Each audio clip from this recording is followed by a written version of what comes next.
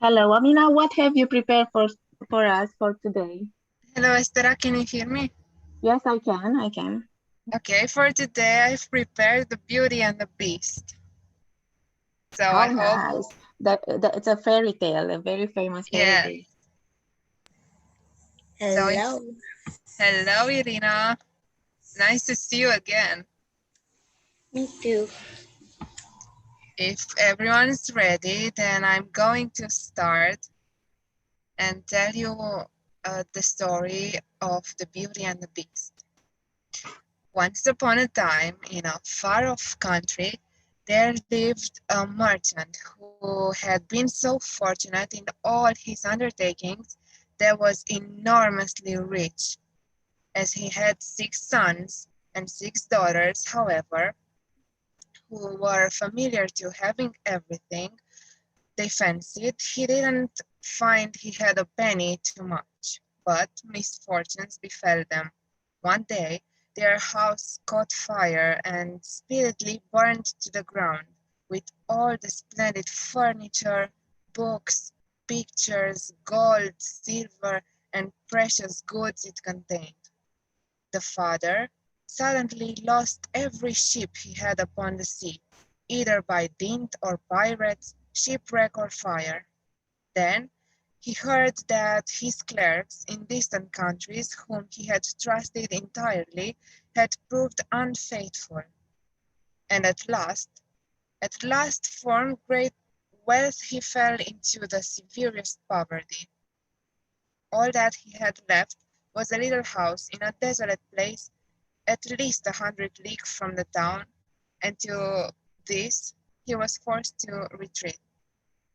His children were in despair at the idea of leading such a different life. The daughters at first hoped their friends who had been so numerous while they were rich would insist on their staying in their houses, but they soon found they were left alone. Their former friends even attributed their misfortunes to their own extravagance and showed no intention of offering any help. So nothing was left for them but to take their departure to the cottage, which stood in the midst of a dark forest and seemed to be the most dismal place on the face of the earth. As they were too poor to have any servants, the girls had to work hard, and the sons, for their part, cultivated the fields to earn their living.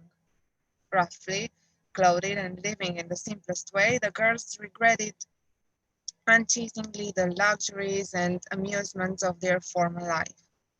Only the youngest daughter tried to be brave and cheerful. She had been so sad as anyone when misfortune first overtook her father, but soon recovering her natural joyfulness, she set to work to make the best of things, to amuse her father and brothers as well as she could, and to persuade her sisters to join her in dancing and singing. But they would do nothing of the sort, and because she was not as doleful as themselves, they declared this miserable life was all she was fit for.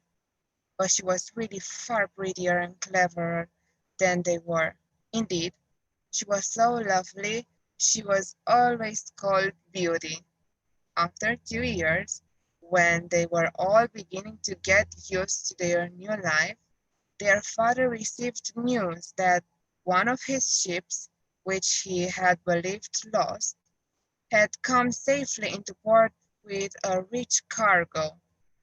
All the sons and daughters at once thought that their poverty was at an end and wanted to set out directly for the town. But their father, who was more prudent, begged them to wait a little and thought it was harvest time and he could ill be spared, determined to go himself to make inquiries. Only the youngest daughter had any doubt but they would soon again be as rich as they were before. They all burdened their father with commissions for jewels and dresses, which it would have taken a fortune to buy. Only Beauty, feeling sure that it was of no use, did not ask for anything. Her father, noticing her silence, said, "And what shall I bring to you, Beauty?" "The only thing I wish for is to see you come home safely," she answered. But this reply vexed her sisters, who fancied she was blaming them for having asked for such costly things. Her father, however, was pleased, but as he thought that at her age she certainly ought to like pretty presents, she told her to choose something. "Well, dear father," she said, "as you insist upon it, I beg that you will bring me a rose. I have not seen one since we came here, and I love them so much." The merchant reached down as quickly as possible, only to find that his former companions, believing him to be dead, had divided his cargo between them. After 6 months of trouble and expense, he found himself as poor as when he started on his journey. To make matters worse, he was obliged to return in the most terrible weather. By the time he was within a few leagues of his home, he was almost exhausted with cold and fatigue. Though he knew it would take some hours to get through the forest, he resolved to go on. But night overtook him, and the deep snow and bitter frost made it impossible for his horse to carry him any further. Not a horse was to be seen. The only shelter he could get was the hollow trunk of a great tree, and there he crouched all the night, which seemed to him the longest he had ever known. The howling of the wolves kept him awake, and when at last day broke, the falling snow had covered up every path, and he didn't know which way to turn. At length he made out some sort of path, but it was so rough and slippery that he fell down more than once. Presently it led him into an avenue of trees, which ended in a splendid castle. It seemed to the merchant very strange that no snow had fallen in the avenue of orange trees covered with flowers and fruits. When he reached the first court of the castle, he saw before him a flight of agate steps. He went up, then, and passed through several splendidly furnished rooms. The pleasant warmth of the air revived him, and he felt very hungry. But there seemed to be nobody in this entire vast and splendid palace.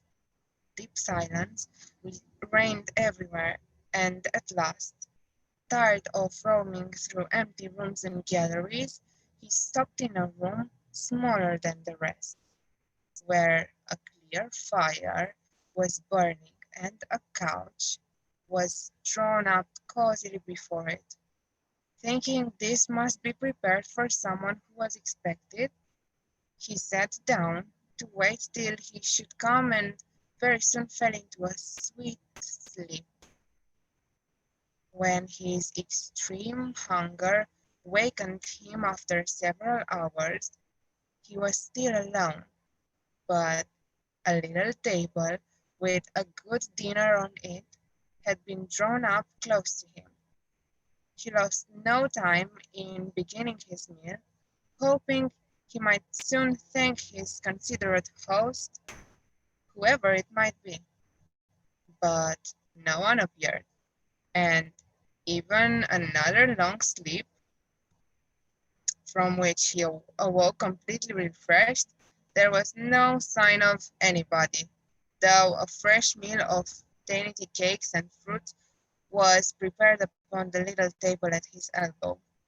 Because he was naturally timid, the silence began to terrify him, and he resolved to search once more through all the rooms, but it was of no use. There was no sign of life in the palace. He wondered what he should do.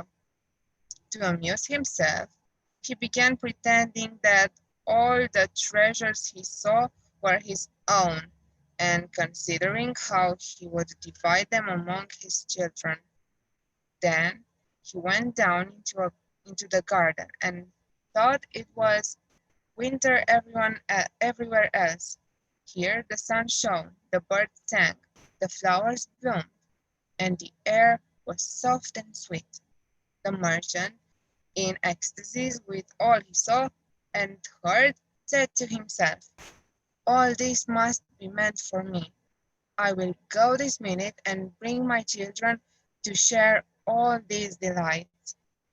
In spite of being so cold and weary, when he reached the castle, he had taken his horse to the stable and fed it. Now, he thought he would saddle it for his homeward journey, and he turned down the path which led him to the stable. This path had a hedge of roses on each side of it, and the merchant thought he had never seen such exquisite flowers. They reminded him of his promise to Beauty, and he stopped and had just gathered one to take to her when he was startled by a strange noise behind him. Turning around, he saw a frightful beast, which seemed to be very angry, and said in a terrible voice, "Who told you you might gather my roses? Was it not enough that I sheltered you in my palace and I was kind to you? This is the way you show your gratitude, by stealing my flowers. But your insolence shall not be unpunished." The merchant, terrified by these furious words, dropped the feather rose and, throwing himself on his knees, cried, "Pardon me, noble sir. I am truly grateful for your hospitality, which was so magnificent. I could not imagine you would be offended by my taking such a little thing as a rose." But the beast's anger was no lessened by his speech. "You are very ready with excuses and flattery," he cried, "but that will not save you from the death you deserve." Alas, though the merchant, if my daughter Beauty could only know into what danger her rose has brought me. And in despair, he began to tell the beast all his misfortunes and the reason of his journey, not forgetting to mention Beauty's request. "A king's ransom would hardly have procured all that my other daughters asked for," he said, "but I thought I might at least take Beauty her rose. I beg you to forgive me, for you see, I meant no harm." The beast said in a less furious tone, I will forgive you on one condition, that you will give me one of your daughters. Oh, if I were cruel enough to buy my own life at the expense of one of my children's, what excuse could I invent to bring her here?" "None," answered the beast. "If she comes at all, she must come willingly. On no other condition will I have her. See, if any one of them is courageous enough and loves you enough to come and save your life. You seem to be an honest man, so I will trust you to go home. I give you a month to see if any of your daughters will come back with you and stay here to let you go free. If none of them is willing, you must come alone, after bidding them goodbye forever, for then you will belong to me. And do not imagine that you can hide from me, for if you fail to keep your word, I will come and get you," added the beast grimly. The merchant accepted this proposal, though he did not really think that any of his daughters would be persuaded to come. He promised to return at the time appointed, and then, anxious to escape from the presence of the beast, he asked permission to set off at once. But the beast answered that he could not go until the next day. Then you will find a horse ready for you, he said. Now go and eat, and await my orders. The poor merchant, more dead than alive, went back to his room, where the most delicious supper was already served on the little table drawn up before a blazing fire. But he was too terrified to eat, and only tasted a few of the dishes for fear the beast should be angry if he did not obey his orders. When he had finished, he heard a great noise in the next room, which he knew meant that the beast was coming. As he could do nothing to escape his visit, the only thing that remained was to seem as little afraid as possible. So, when the beast appeared and asked roughly if he had supped well, the merchant answered humbly that he had, thanks to his host's kindness.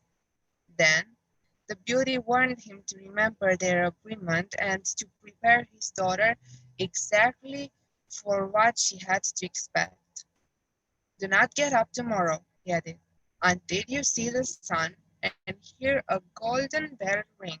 Then you will find your breakfast waiting for you, and the horse you are to ride will be ready in the courtyard.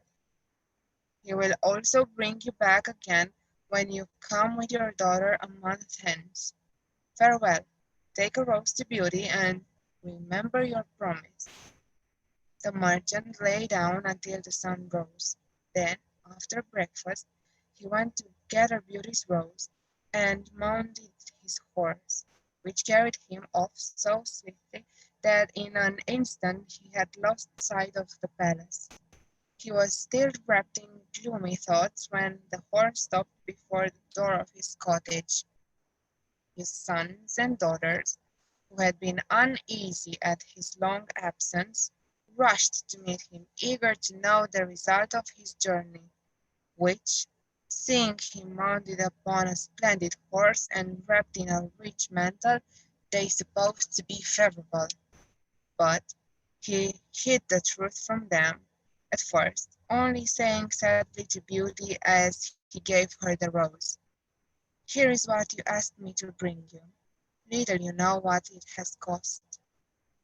But this excited their curiosity so greatly that presently he told them his adventures from beginning to end, and then they were all very unhappy. The girls lamented loudly over their lost hopes, and the sons declared their father should not return to the terrible castle, and began to make plans for killing the beast if it should come to fetch him. But he reminded them he had promised to go back. Then the girls were very angry with Beauty and said it was all her fault. If she had asked for something sensible, this would never have happened. Poor Beauty, much distressed at them. "I have indeed caused this misfortune, but who could have guessed that to ask for a rose in the middle of summer would cause so much misery? But as I did the mischief, it is only just that I should suffer for it. I will therefore go back with my father to keep his promise." At first, nobody would hear of it. Her father and brothers, who loved her dearly, declared nothing should make them let her go. But Beauty was firm. As the time drew near, she divided her little possessions between her sisters, and said goodbye to everything she loved. When the fatal day came, she encouraged and cheered her father as they went together and soon got to the castle. It seemed to fly rather than gallop, but so smoothly that Beauty was not frightened. Indeed, She would have enjoyed the journey if she had not feared what might have happened at the end of it. Her father still tried to persuade her to go back, but in vain. While they were walking, the night fell. Then, to their great surprise, wonderful colored lights began to shine in all directions, and splendid fireworks blazed out before them. All the forest was illuminated. They even felt pleasantly warm, though it had been bitterly cold before. They reached the avenue of orange trees and saw that the palace was brilliantly lighted from roof to ground, and music sounded softly from the courtyard. The beast must be very hungry, said Beauty, trying to laugh, if he makes all this rejoicing over the arrival of his prey. But in spite of her anxiety, she admired all the wonderful things she saw. When they had dismounted, her father led her to the little room he had been in before. Here they found a splendid fire burning and the table daintily spread with a delicious dish. The merchant knew that this was meant for them, and Beauty was less frightened now that she had passed through so many rooms and seen nothing of the beast, was quite willing to begin, for her long ride had made her very hungry. But they had hardly finished their meal when the noise of the beast's footsteps was heard approaching, and Beauty clung to her father in terror, which became all the greater when she saw how frightened he was. But when the beast really appeared, though she trembled at the sight of him, she made a great effort to hide her horror and saluted him respectfully. This evidently pleased the beast. After looking at her, he said in a tone that might have struck terror into the boldest heart, though he did not seem to be angry. "Good evening, old man. Good evening, Beauty." The merchant was too terrified to reply, but Beauty answered sweetly, "Good evening, beast." "Have you come willingly?" asked the beast. "Will you be content to stay here when your father goes away?" Beauty answered bravely that she was quite prepared to stay. "I am pleased with you," said the beast. "As you have come of your own accord, you may remain. As for you, old man, at sunrise tomorrow take your departure. When the bell rings, get up quickly and eat your breakfast, and you will find the same horse waiting to take you home. But remember that you must never expect to see my palace again." Then, turning to Beauty, he said, "Take your father into the next room and help him choose gifts for your brothers and sisters. You will find 2 traveling trunks there. Fill them as full as you can. It is only just that you should send them something very precious as a remembrance." Then he went away after saying, "Goodbye, Beauty. Goodbye, old man." Beauty was beginning to think with great dismay of her father's departure, but she was afraid to disobey the beast's order. They went into the next room, which had shelves and cupboards all around it. They were greatly surprised at the riches it contained. There were splendid dresses fit for a queen, with all the ornaments to be worn with them, and when Beauty opened the cupboards, she was dazzled by the gorgeous jewels lying in heaps upon every shelf. After choosing a vast quantity, which she divided between her sisters, for she had made a heap of the wonderful dresses for each of them, she opened at the last chest, which was full of gold. "I think, father, that as the gold will be more useful to you, We had better take out the other things again and fill the trunks with it. So they did this, but the more they put in, the more room there seemed to be, and at last they put back all the jewels and dresses they had taken out, and Beauty even added as many more of the jewels as she could carry at once. Even then, the trunks were not full, but they were so heavy an elephant could not have carried them. "The beast was mocking us," cried the merchant. "He pretended to give us all these things, knowing that I could not carry them away." "Let us wait and see," answered Beauty. "I cannot believe he meant to deceive us. All we can do is to fasten them up and have them ready." So they, so they did this, and returned to the little room where, to their astonishment, they found breakfast ready. The merchant ate his with a good appetite, as the beast's generosity made him believe he might perhaps venture to come back soon and see Beauty. But she felt sure her father was leaving her forever. So she was very sad when the bell rang sharply for the second time and warned them that the time was come for them to part. They went down into the courtyard where two horses were waiting, one loaded with the two trunks, the other for him to ride. They were pawing the ground in their impatience to start, and the merchant bade Beauty a hasty farewell. As soon as he mounted, he went off at such a pace as she lost sight of him in an instant.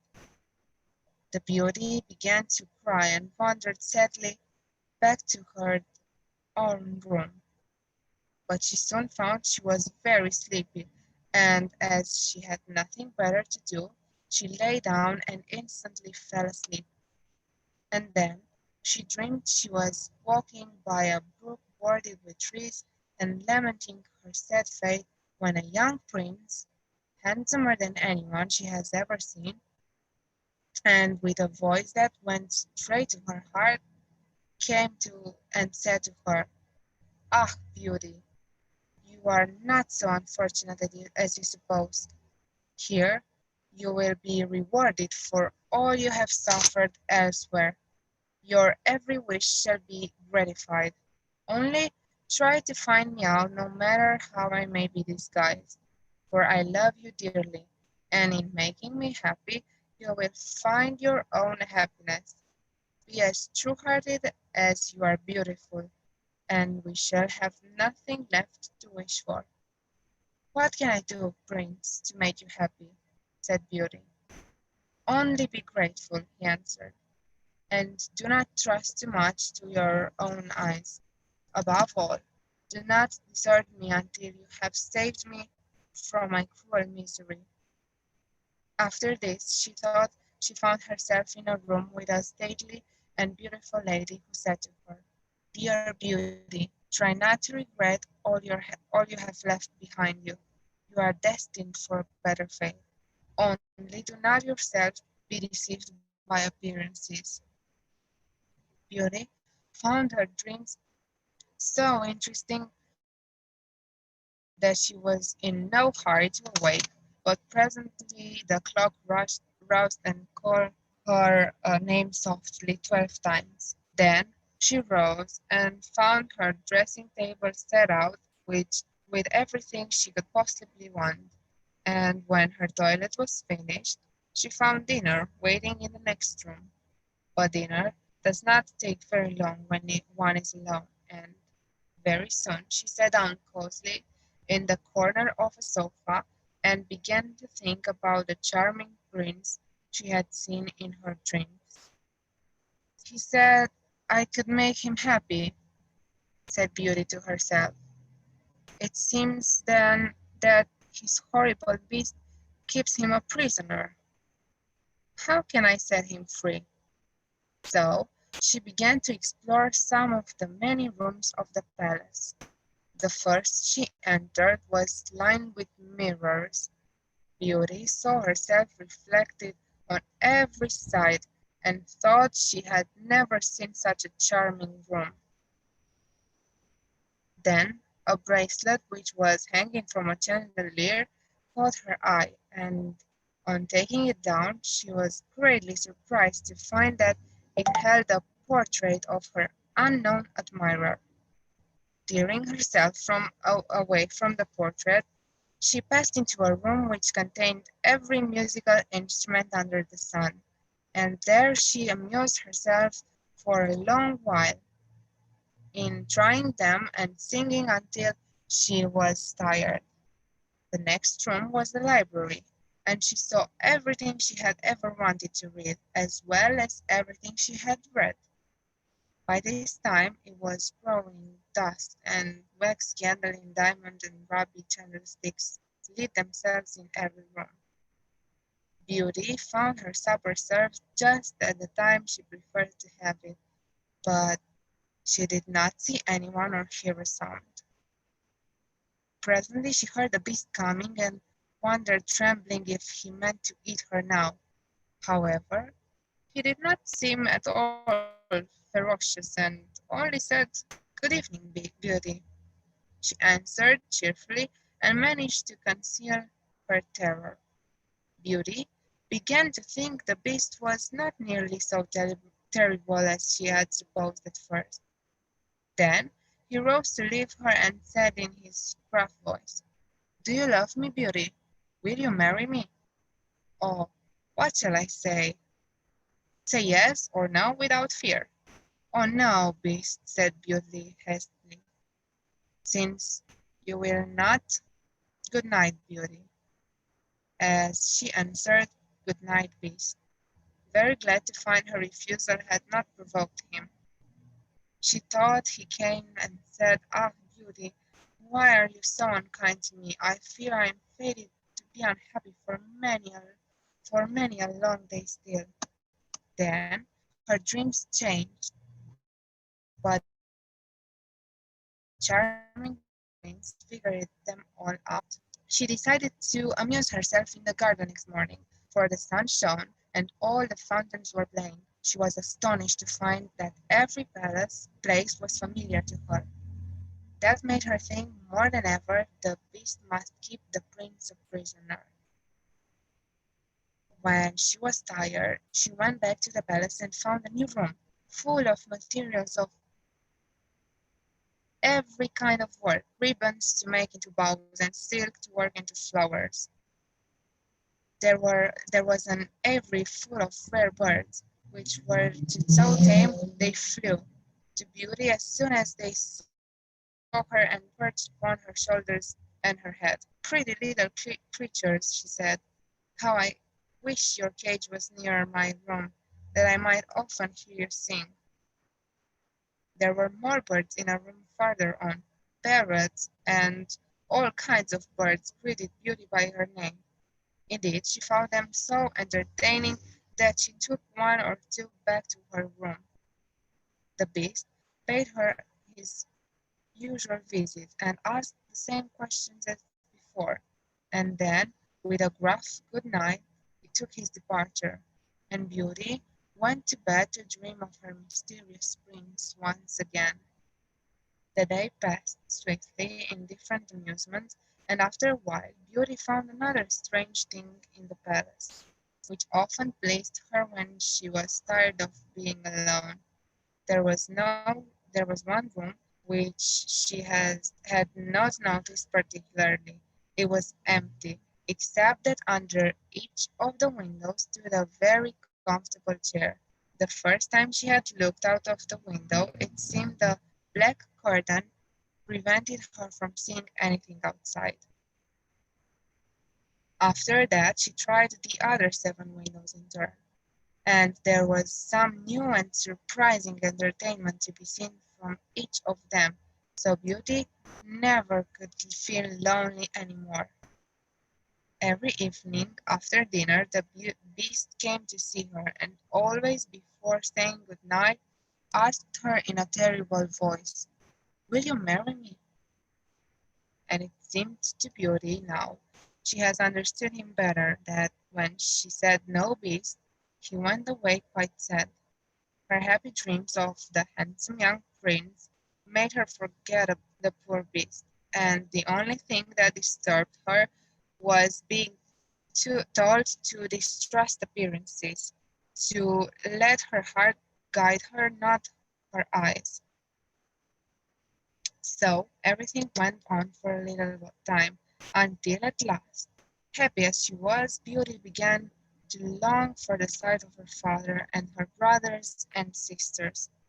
One night, seeing her look very sad, the beast asked her what was the matter. Beauty had quite chased her to be afraid of him. Now, she knew he was really gentle in spite of his ferocious look and his dreadful voice. So she answered that she wished to see her home once more. Ah, Beauty, have you the heart to desert an unhappy beast like this? What more do you want to make you happy? Is it because you hate me that you want to escape? No, dear beast, I do not hate you, and I should be very sorry never to see you any more, but I long to see my father again. Only let me go for 2 months, and I promise to come back to you and stay for the rest of my life. I cannot refuse you anything you ask, even though it cost me my life. Take the 4 boxes you will find in the room next to your own, and fill them with everything you wish to take with you. But remember your promise and come back. You will not need any chariot to bring you back. Only say goodbye to all your brothers and sisters the night before you come away, and when you have gone to bed, turn this round upon your finger and say firmly, I wish to go back to my palace and see my beast again. Good night, Beauty. Fear nothing, sleep peacefully, and before long you shall see your father once more. As soon as Beauty was alone, she hurried to fill the boxes. Then she went to bed, but could hardly sleep for joy.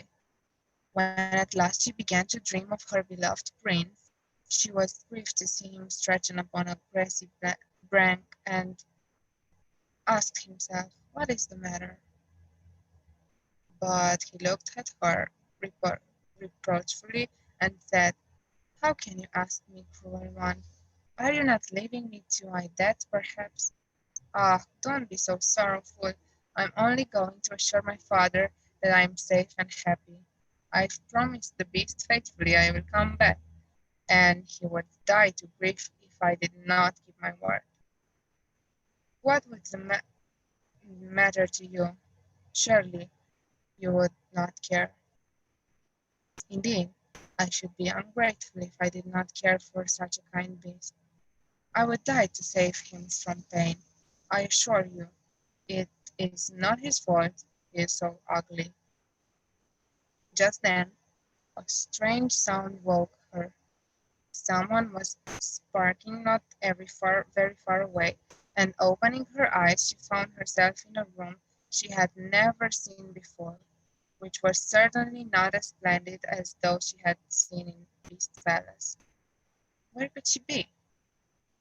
She rose and dressed hastily, and then saw that the boxes she had packed the night before were all in the room. Suddenly, she heard her father's voice and rushed out to greet him joyfully.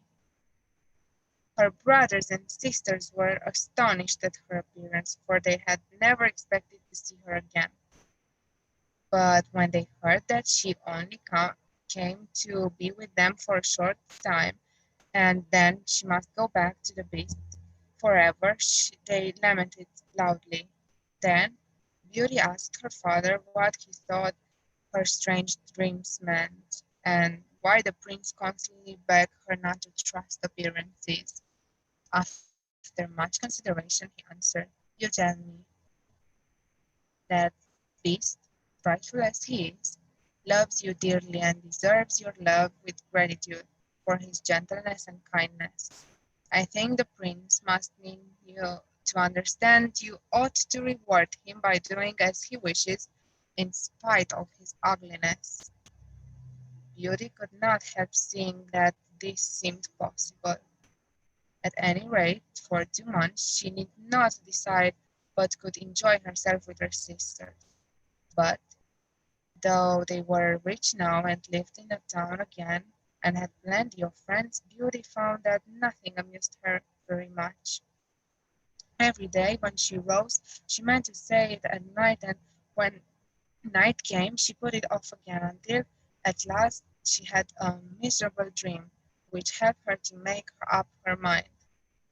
She thought she was wandering in a lonely path in the palace gardens. When she heard groans, she seemed to come from some bushes hiding. She approached her father. She reproached her family with being the cause of distress, and the same moment a stately lady appeared and said very gravely, "Ah, Beauty, see what happens when people do not keep their promises. If you had delayed one day more, you would have found him dead." Beauty was so terrified by this dream that the next morning she announced her intention to go back at once. That every evening she said goodbye to her father and her brothers and sisters, and as soon as she was in bed, she turned her ring upon her finger and said firmly, "I wish to go back to my beast." Then she fell asleep instantly and only woke up to hear the clock saying, "Beauty, Beauty," 12 times in its musical voice, which told her she was really in the palace once more. Everything was just as before, and her birds were so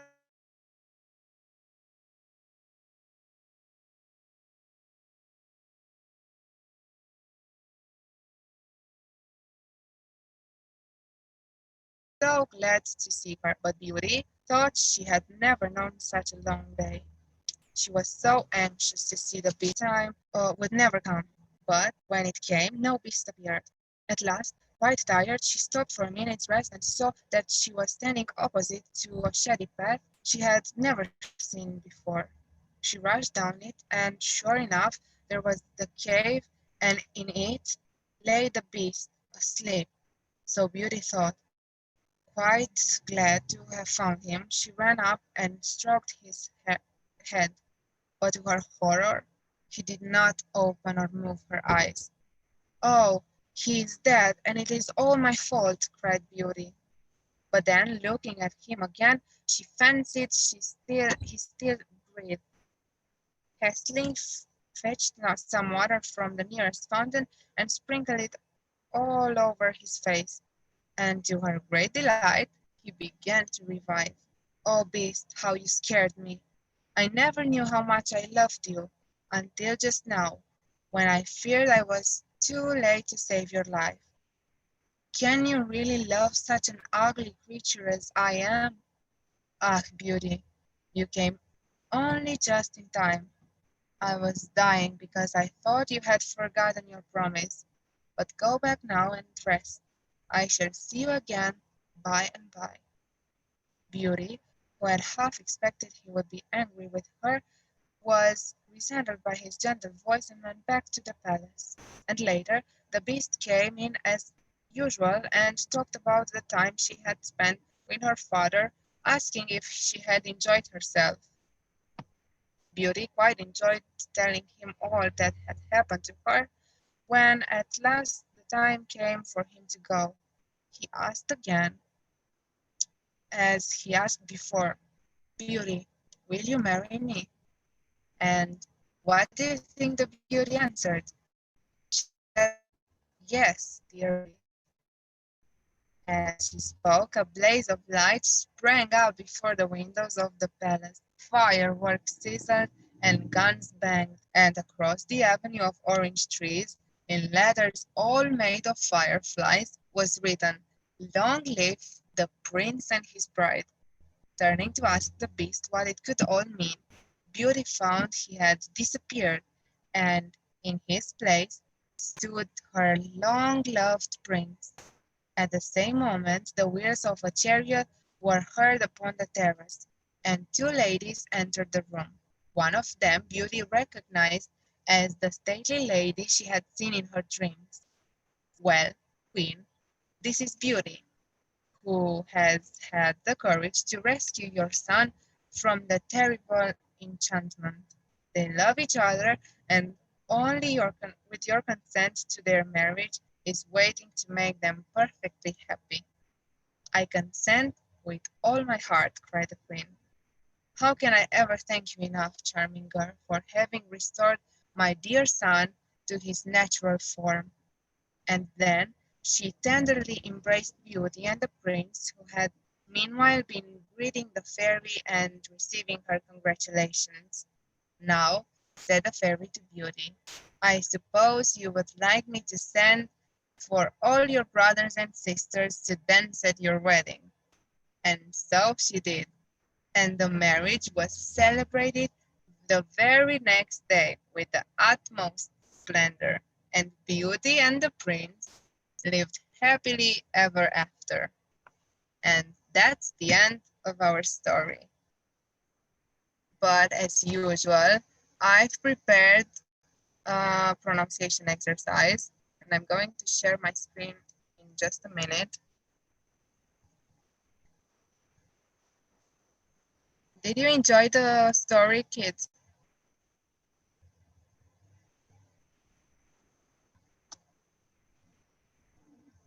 I hope you did.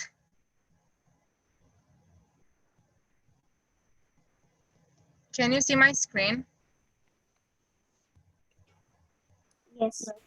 Yes, I see your screen. Okay, great. Then I'm going to read the first exercise, and then whoever wants to read it, it's possible. Cheerful children chant charming tunes. Who wants to be the first one? Yes, Irina, please. And then Dani. Cheerful children chant charming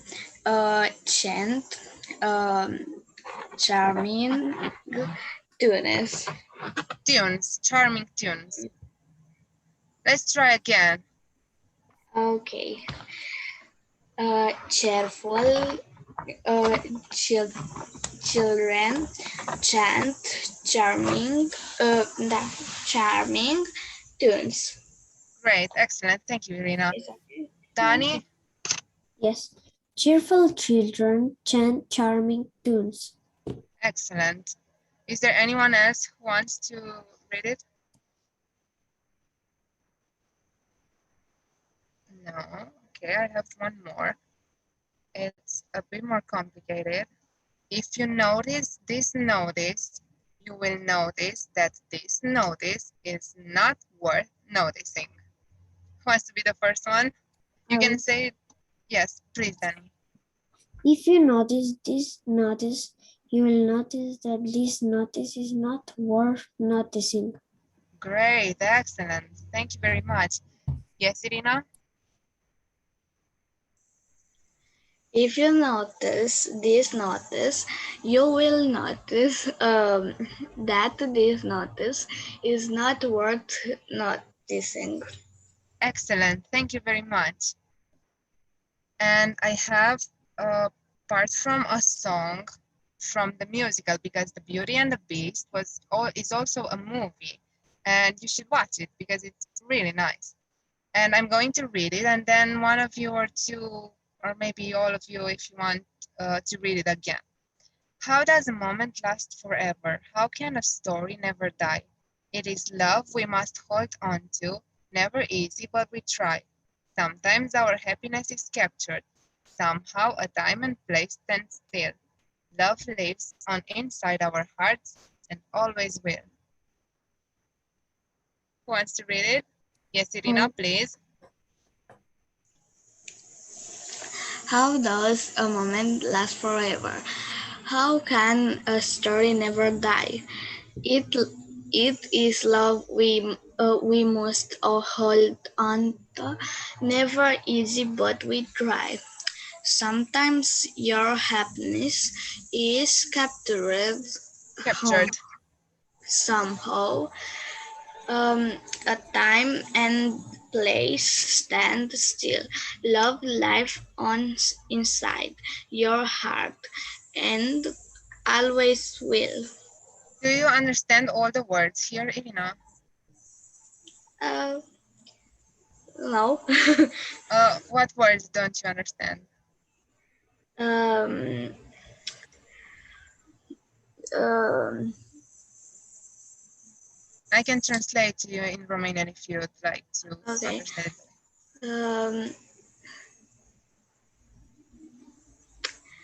Does. Does. Yes. Does, it means how does, cum poate. How can. Okay. And must. Must, it's something that is really should happen. It's trebuie. Okay, I learned. And somehow. Somehow, it in Romanian is cumva. And sometimes. I don't know. Câteodată. Câteodată. Okay.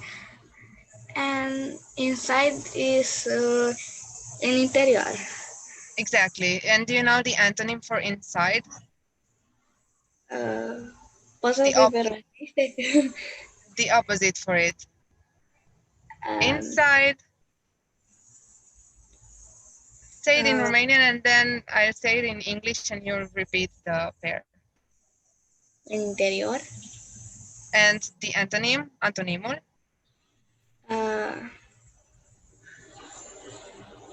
Exterior, right? Exterior, da.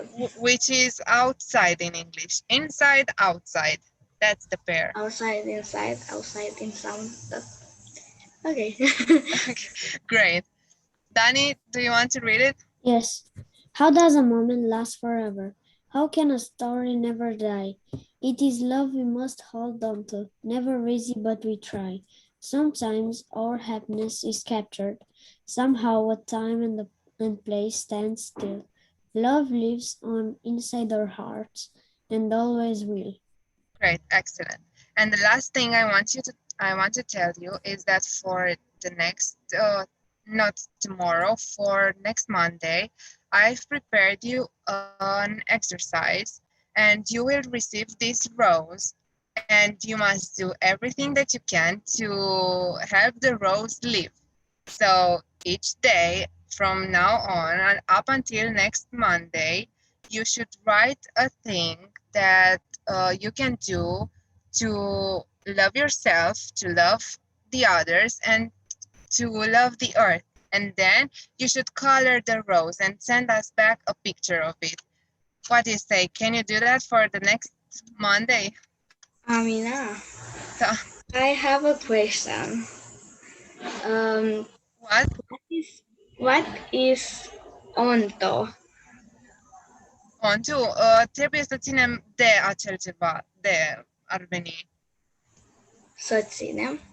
Nu, de, ar fi de ceva. Okay. Okay, thank you. You're welcome. I'm going to send this to you. I will send you an email with this activity and you have to prepare it for next Monday. Okay? Did you understand what you have to do? Everything is clear. Ați înțeles ce aveți de făcut? Să-l colorăm? Yes. That's Yes. what you have to do. Okay. Okay. And send the picture to us so we can have them.